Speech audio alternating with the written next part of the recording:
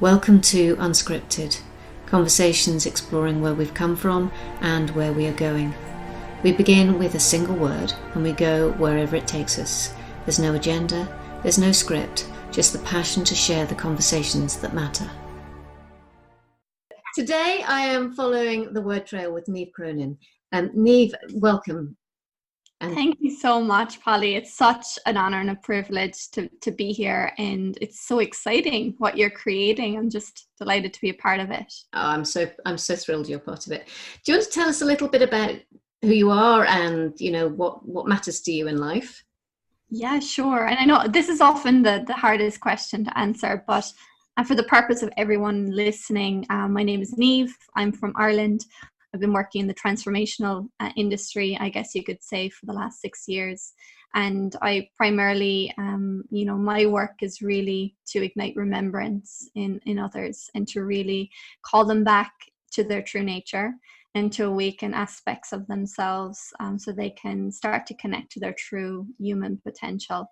And this is something that lights my heart up so much. And I've spent the last couple of years, traveling to different parts of the world on my own quest to understand more about our human origins and I guess the truth of who we are, and spend time with different indigenous cultures. And I, on that path, have retraced footsteps through many different sacred sites around the world. And I'm still on that path, and I guess bringing others on that journey with me. So that's amazing. You can really feel the energy of what you've been bringing to that and exploring through it. And your word is origin, which is obviously very fitting. So what does origin mean to you? So this word is something, it has actually many different meanings for me. And I guess the word ori, and the Latin word ori, means to rise from the root. And it's also, our ori, our orienting point. So it's almost like our fixed point in a spinning world. And origin for me is really not necessarily the return to our roots or our remembrance, but it's allowing that remembrance to rise from who we are, to rise through us. And I guess, that our roots is, the roots of our own remembrance, who we are, the roots of our own purpose, meaning in life, and also the roots, that we are rooted in nature and that we are nature, and to really anchor and start to tangibly experience that in our lives again. That's so funny, because the roots thing is, for me, it's a concept that just keeps coming up again and again and again, but not so much as a going down, but as you say, it is about a rising from the roots and coming up from within. It's just sort of like feeling that that sense of bringing something up through you, because you are so anchored into the earth.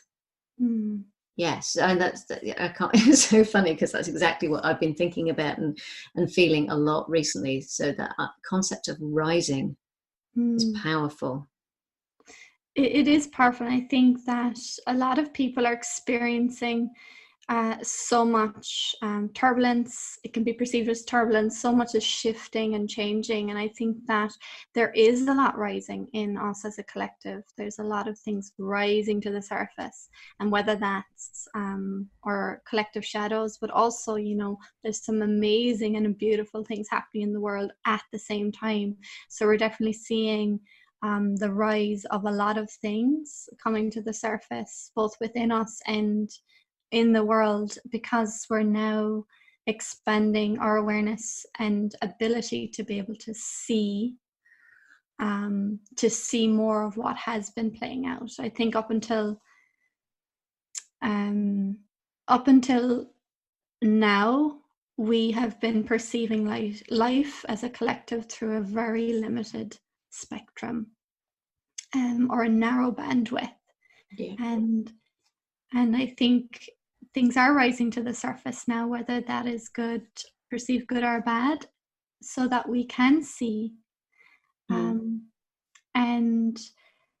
And this is, I guess, it's been a theme for me. It's been a theme for a lot of my clients, but also I think for many of us, there is a lot stirring and there's a lot rising from the earth and from the planet, because she is really transforming and shifting now, as we know, with what's happening in the solar system right now. She's there's definitely that sense of communication. It feels that there is a very strong communication coming through us to actually understand the level of our interconnectedness. We've become so disconnected from we see ourselves as living upon the earth rather than being a part of it. Yes. And that seems to me, I wonder whether or not there's so much now happening in the political spheres. We're seeing that in such a different light now.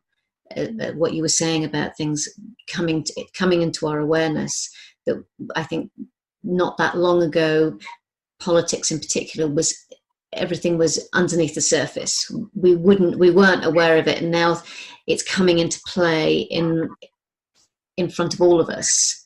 It's being played out on social media as well, and perhaps that is something that we need to, is part of the whole process as well, of becoming more aware of what's going on. Yeah, for me, even, these types of conversations, it was only maybe 6 or 7 years ago.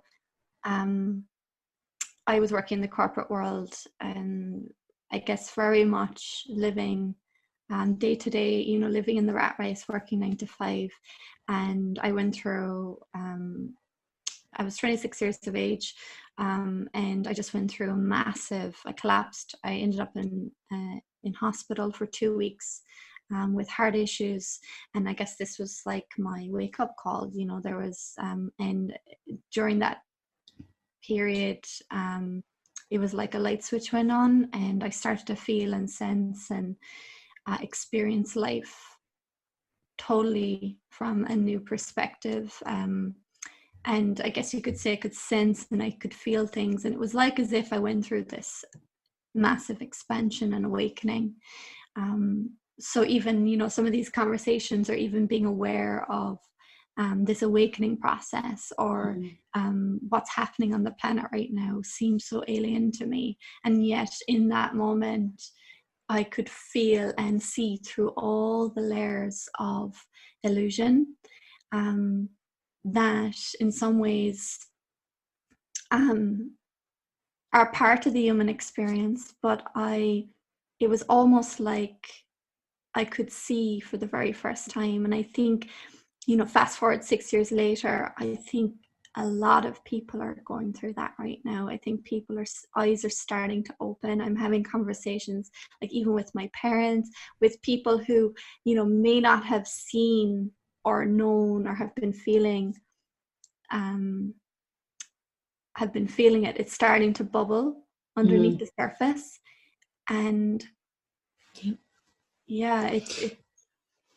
it is interesting. I've been reflecting a lot on how our collective consciousness is shifting and how we're witnessing that, because it's, on the face of it, there's still this mass momentum of the way it's always been, but underneath that there is this, I don't know if it's a willingness or just a shift in the way that we see and perceive certain things, so that even all of those, and sort of like that ancestral beliefs, they're shaking out. Because, I mean, as you said, you mentioned you had the conversations with your parents. I mean, I certainly find it easier now to have these conversations with mine, because they some of those patterns of thought that were very prevalent when I was growing up, it's all of a sudden they're not relevant anymore. Yeah.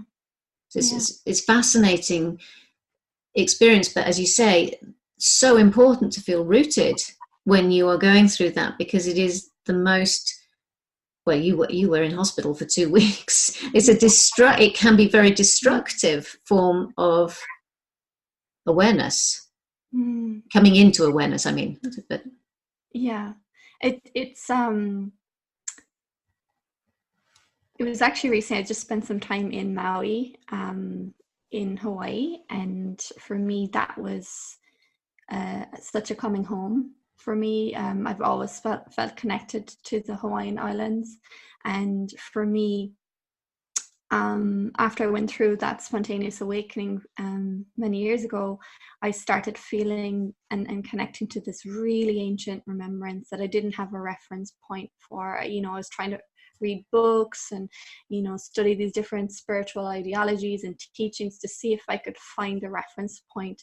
And even to this day, I don't think I have found anything that came close to describing what I could feel inside. And that feeling and that knowing was that there is an ancient memory within all of us as human beings, and that memory contains the truth of our origins, the source upon which we came from, and it contains the memory of the capacity that we have to live and breathe and connect and access infinite amounts of information.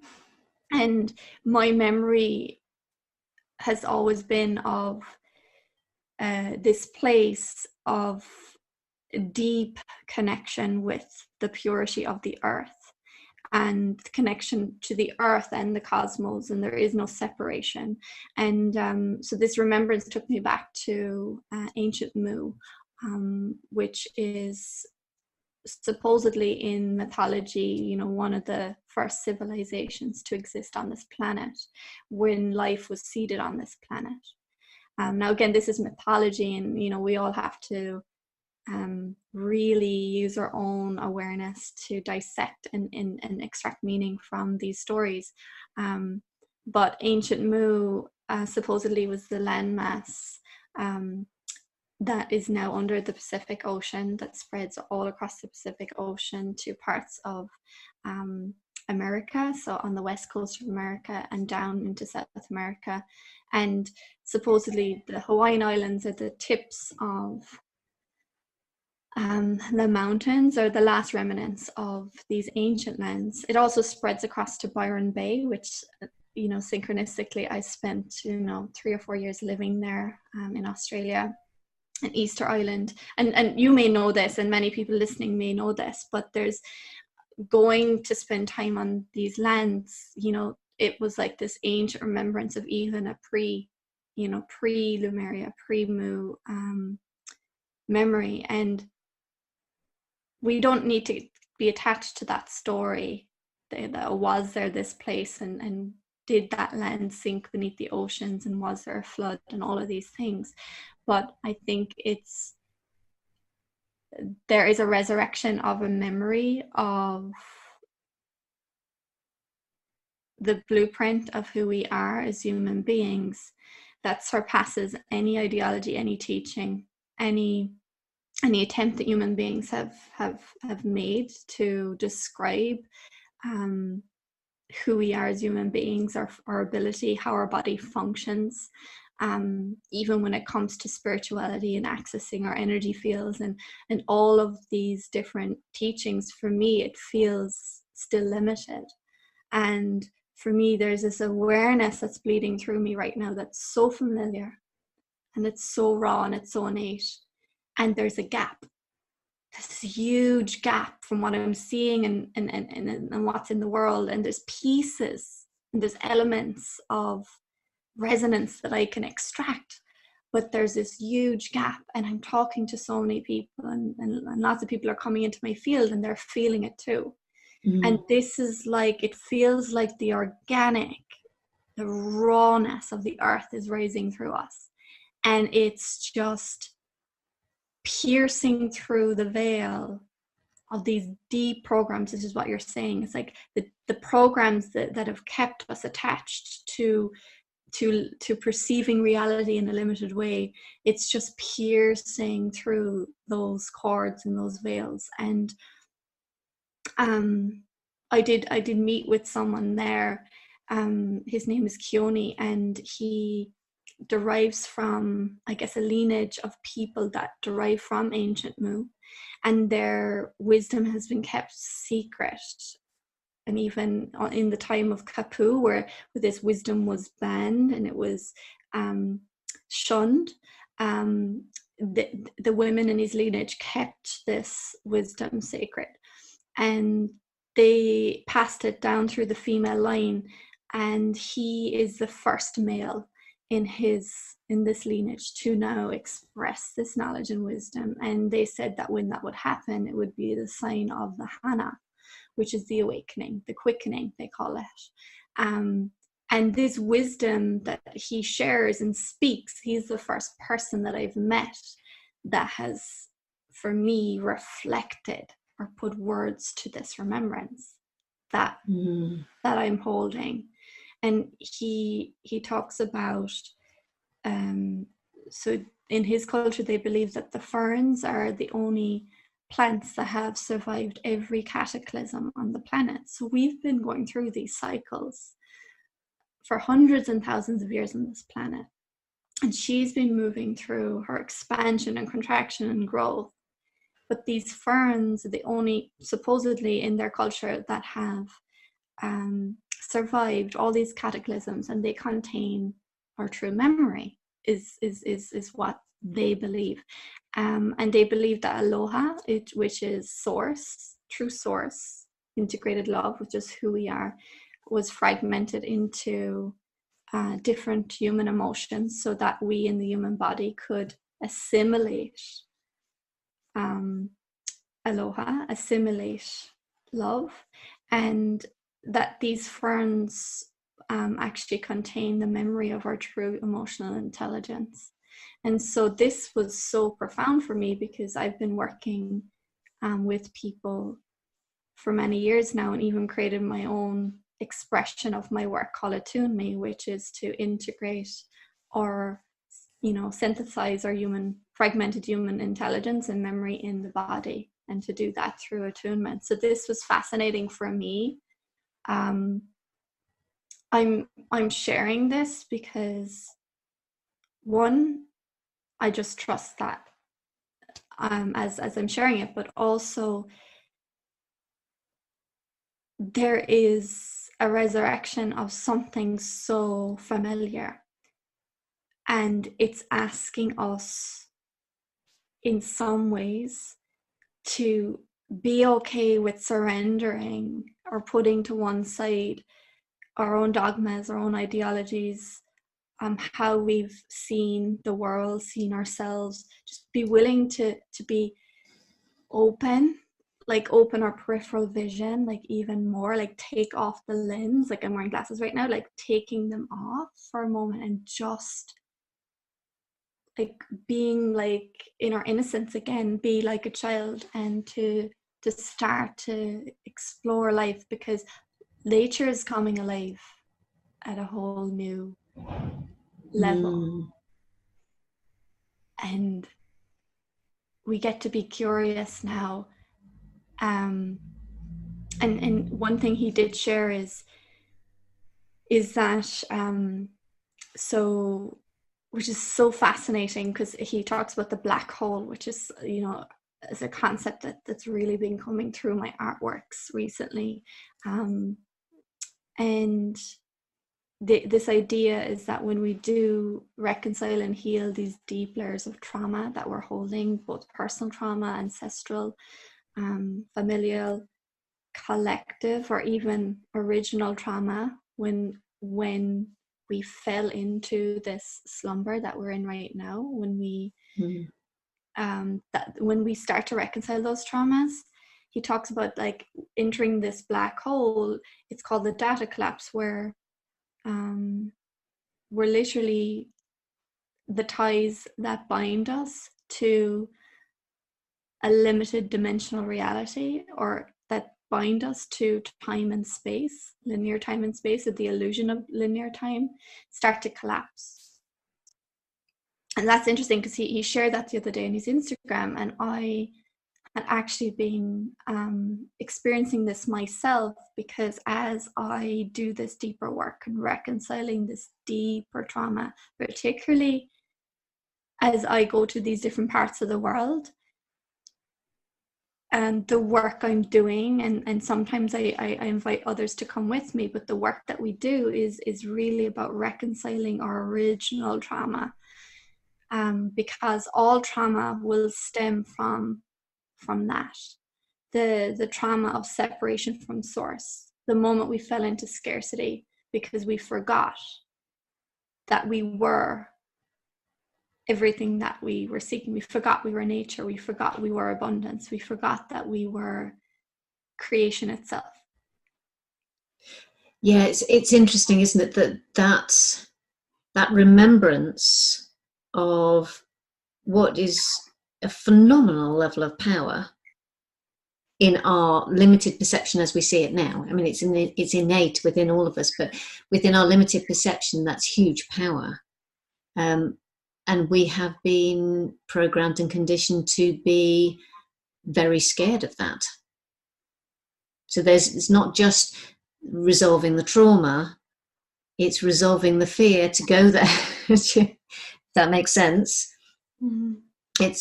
That strikes me as a huge thing. And the thing that's been playing out for me in relation to what you were saying there about the fragments, is how utterly critical it is that everybody remembers their part, that remembers that they are part of the whole, but that when you were talking about there's lots of bits that you're getting a bit of resonance here and a bit of resonance there, but there's nothing that you were being able to, it's too fragmented, the whole picture's too fragmented.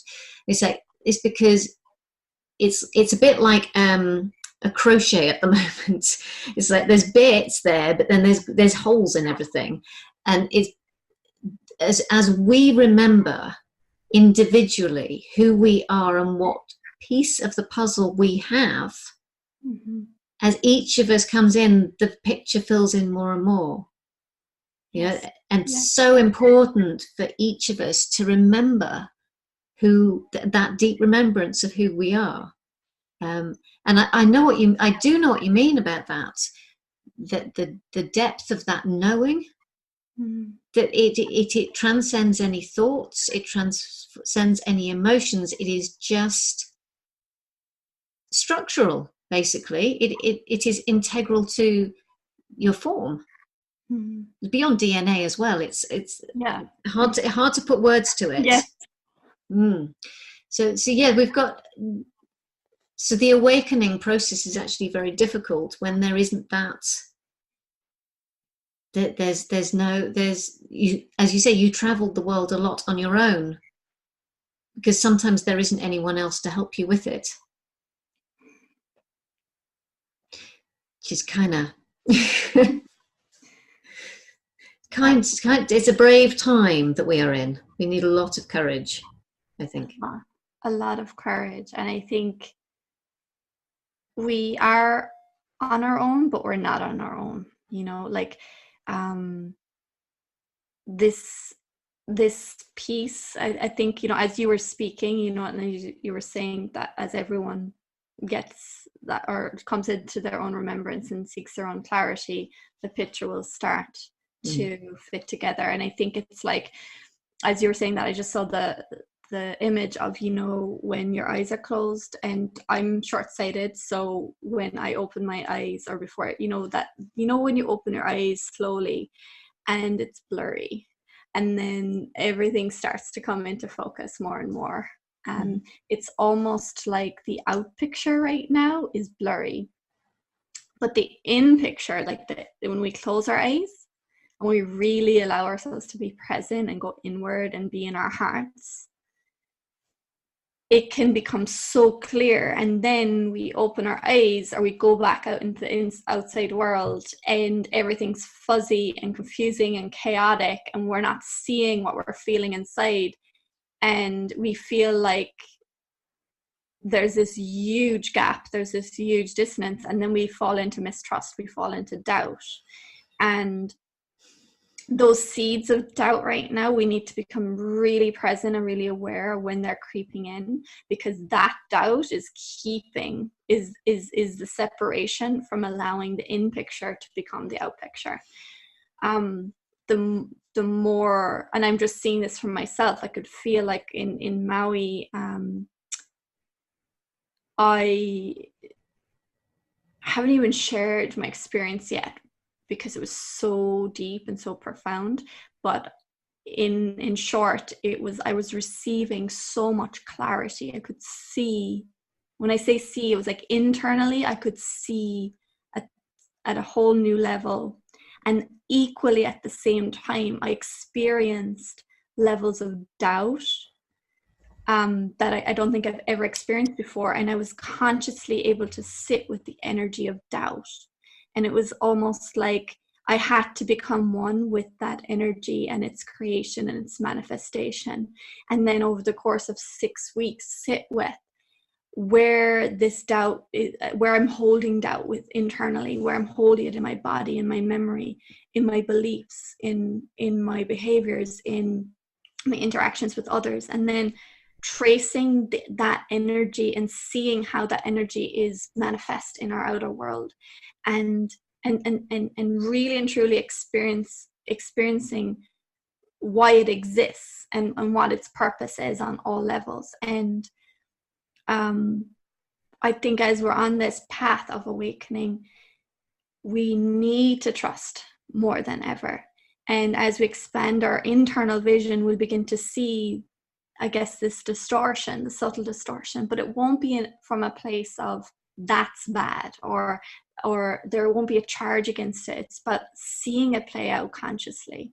And, you know, everything has a positive intended outcome for us when we're looking at this evolutionary cycle. That's just something that I've come to know within myself. And I always say, take what you need and leave the rest. I never feel like putting any beliefs on anyone else. But I feel like this particular experience, doubt can creep in externally from, you know, what we watch on TV, the stories that we're told, opinions of others, projections of others. But sometimes when doubt creeps in internally, it's really important for us to sit with that. And some ways it can actually be calling us forward to be in deeper discernment. Yeah, absolutely. But I think it's really, what struck me when you were talking is that that, as you were saying, the dissonance between the inner and the outer worlds, and is the ability to express, translate, and allow that knowing to move through you, because otherwise it's almost like this powerlessness we have, because we have this knowing inside, and then outside it's like, well, where do I even start with that? Because it's just, there's so much to contend with. And there's some degree of, is it safe for me to address that, and or what can I say, or what can I do, and how? And then we have the likes of people like Greta Thunberg, who are actually showing us that it is totally and utterly possible to address this inner knowing to this outer reality. Yeah. But as you say, at the moment there is that dissonance that is again comes back to, if we're not rooted, if we don't know, don't allow our origin to be rooted, we're going to feel so lost and powerless that we won't actually take that step forward into that next reality. It's almost that we all are being called into our being creators again, and like in some ways, if we cannot see what we're feeling or what we're knowing inside in the outside world, then that's a sign that we're here to create that, and we're here to not just and see, he even agrees. Is it a she or a she? So it's a she, and she does seem to be agreeing. There you go. Nature always knows, right? Nature always affirms. But yeah, that this is, I really feel it's a time for action. It's a time for becoming so resilient in our own energy, and I've never spent more and more time inwards, really feeling and allowing the emotions of what I'm feeling to come alive in me, and to really feel this remembrance to become me, so that then when I move out into the world and I take action, I'm allowing for that energy to create what I want to see in the world. And it's I guess shifting the focus again. Where is our focal point? If we are focusing, where we focus our, the saying, where we focus our energy, it expands.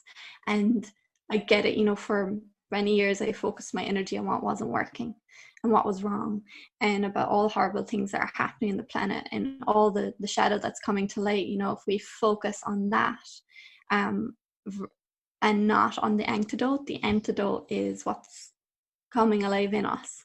And yet, it's very easy for us to talk about it, and I think we tend to talk about these concepts a lot, but the real work is in the being and the doing. And that's where my focus has been,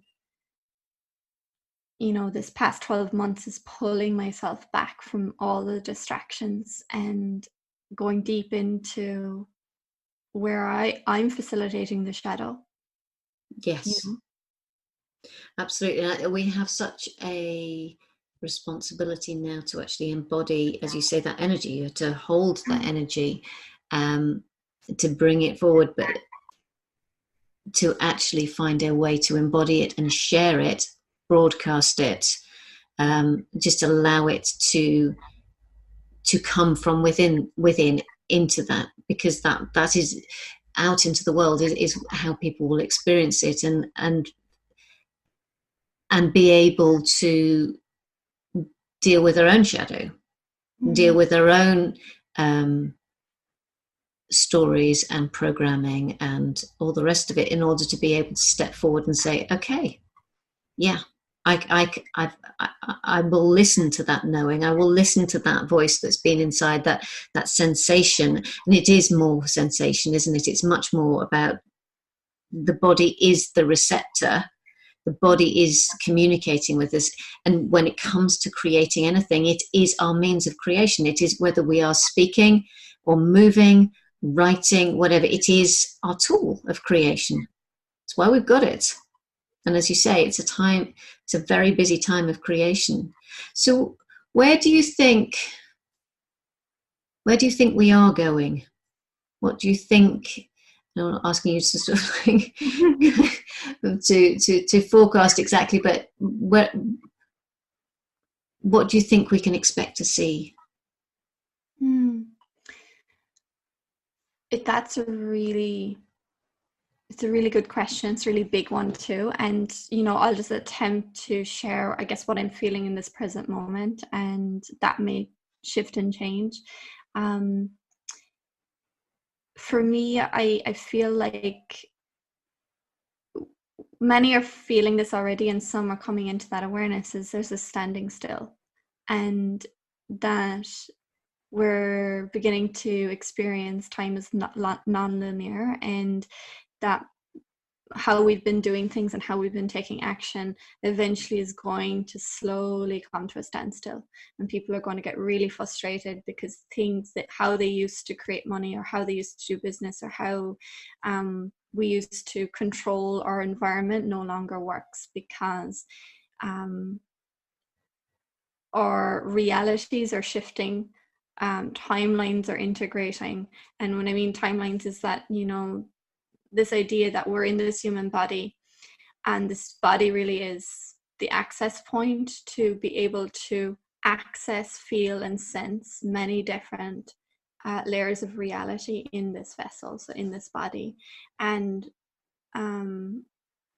our awareness is expanding, so we're beginning to feel more. So as the frequency of the earth is increasing, so too is our frequency, which means our container is expanding, and we're beginning to feel more in our field. People are experiencing extreme heightened sense of anxiety, and people are starting to feel and sense more things like, you know, we even spoke a few days, ringing in the ears, heightened sense of anxiety and depression. Everything is starting to be felt, and there can come with that a sense of chaos, a sense of lack of control.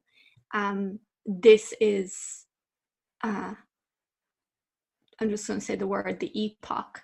This is the epoch. It's like, this is the standing still. This is the moment that we have to be in the chaos, because we have been living through, we've been in a psychosis as a collective, because we've been trying to control something that cannot be controlled. And we've created, it's almost like we've been living in this petri dish, in this controlled environment, and in this and it's almost like we forgot that we were part of this experiment. And now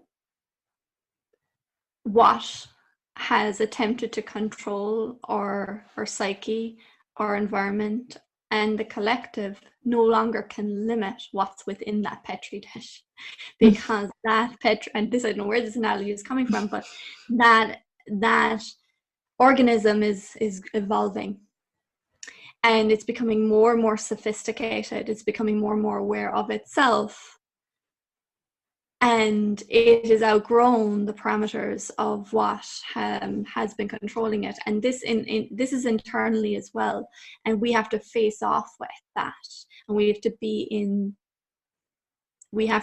in and be okay with that. We cannot control something that is so infinite, because when we sync with that, we will begin to experience our limitlessness. And that integration process is going to be huge for a lot of people. It's been happening steadily for many of us.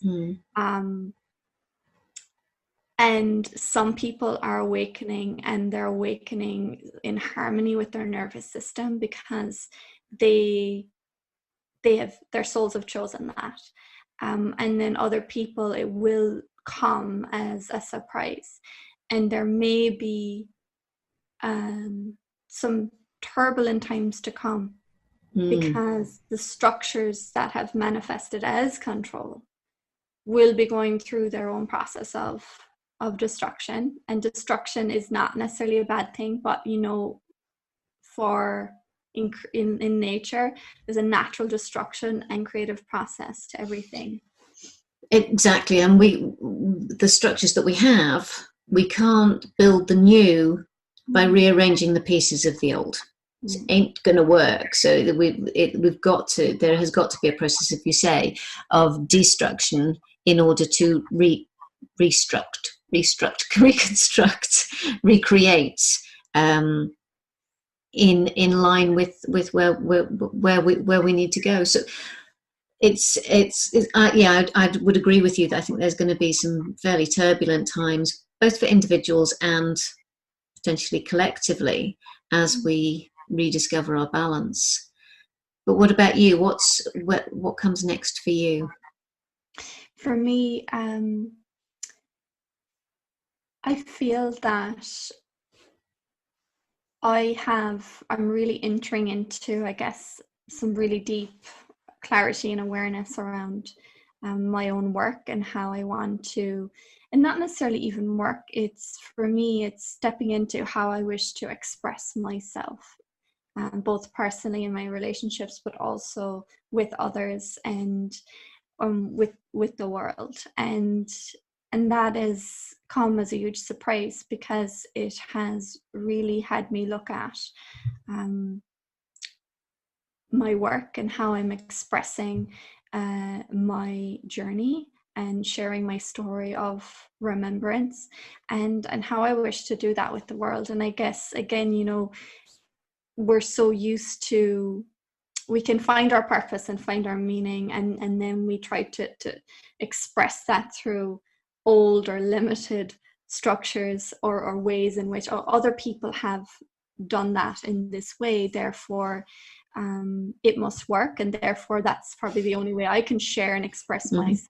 And so, you know, I've really put myself in the coach mentor box, and have been sharing my work, you know, online through those platforms and in those ways. And I've really come to realize that in itself it's limiting how I can express this remembrance, and it's calling me to express it uniquely and in a way that hasn't been done before. And I think many of us are being called to do that, and it's really calling me to step into being an artist, and to really share this work through my art, and in so many really exciting ways. So that for me feels so free, because when we are in our creativity, we are in touch with the divine. And when I am expressing myself through that, in that way, there are no limits, there are no rules, there are no expectations. And it really is, you know, picking up the paintbrush, whether that's, you know, through my speaking, my writing, my artwork, you know, even when I'm working with people, is letting the divine flow through me, versus me trying to control how that wants to be expressed. So just letting the paintbrush move. So I'm practicing that in all aspects of my business. It's been a very slow, snail-paced journey, and that's tested me hugely. And about a year ago, I completely stopped everything I was doing, even to the point where the revenue stopped coming in. I let everything come to a standstill. And that was huge for me, particularly because I had a deep fear around money and survival. And I really had to face off with that. Because, and you know, that's probably a whole other podcast in itself, is like the survival wound, because I had to go deep into the survival wound, because we cannot birth what we want to birth and create in the world until we reconcile this survival wound, because otherwise we're just creating to survive in this world, and we're still operating within the control system. I was talking about exactly that earlier on today, about how we are so contained, for example, within realms of business, we're so contained by the idea of what numbers we are generating, whether that's money or audience sizes or anything, that we are actually limiting any possible way of creating from a place of, as you say, from a place of true divine creation, because we're creating from a place of necessity. Yes. And we are inherently creative, but there is a difference between creativity and creation, and we need to actually move from a state of, as you say about the expression, move from the state of creativity into practical expression to create anything. And if we can find that flow where it comes from that place of true divine creativity, then we give ourselves permission to break the rules, rewrite our lives, rewrite our stories, and actually not limit ourselves by putting a title or a box around what we do. So. I love how you just articulated that. And I think it's important to also remember that, like, for me, I don't have all the answers. It doesn't mean that like everything's going smoothly and oh, it's amazing and, you know, love, you know, this way is the way. I'm not saying that at all. We need to find our own way, and we're going to probably, like, every 10 steps we take, we might take 10 steps that don't work, until we experience what does, and what just frees us up even more. And there isn't one path. We're actually, a friend of mine, Rebecca Dawson, actually, she said to me, she's like, we're creating multi-directionally now, multi-dimensionally. So we're not actually just creating one particular timeline. We're actually creating, and our energy is being drawn into many different things and in many different directions. Because we're not creating as we used to, A to B.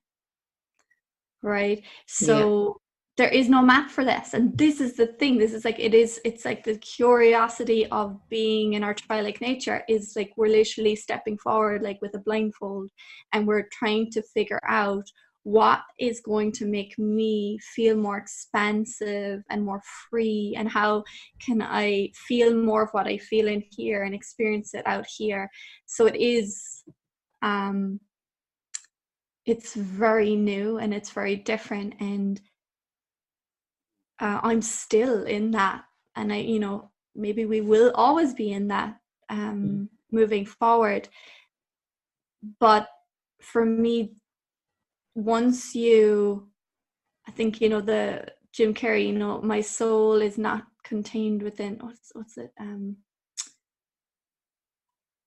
it's gone, but it's like we can't contain something that is so limitless in a container that is limiting. And once we've kind of popped out of that, I feel our only way is to begin exploring for ourselves and be so transparent and authentic about sharing that journey with others, because we will begin to reflect. You know, your experience, what you're experiencing will be a reflection for me, and vice versa. And there'll be more. So we're like creating new reference points of what's possible, rather than, it's like we are the new reference points. We're becoming the new reference points versus us looking back to the past or what has been created. We are it. I don't even know if that's making sense right now, but that's it's funny, isn't it, how stuff can make absolutely, coming back to that, what you were saying though about that inner knowing, is like when people say it, it's like it makes total sense. No idea why it makes total sense, but it makes total sense. And I find that myself having those conversations quite a lot, and going, I just know that that's true. I understand that that's true.